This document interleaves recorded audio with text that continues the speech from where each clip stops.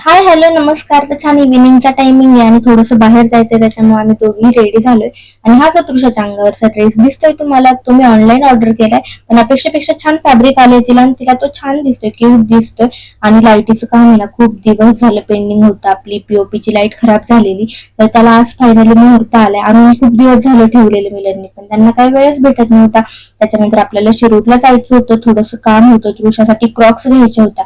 आणि क्रॉक्स घ्यायला शॉपमध्ये गेलो तेव्हा माझ्या एक गोष्ट लक्षात आलं की तृषाला आता तिची चॉईस आलीये, मोठी होत चालली आहे ती. कारण क्रॉक्स ते दाखवत होते तिच्यासाठी, शूज चप्पल ते दाखवत होते, तेव्हा तिचं प्रत्येक चप्पलला हे होतं की नको, ही नको, मला हा कलर हवाय, हे असं नको, ते तसं हवंय.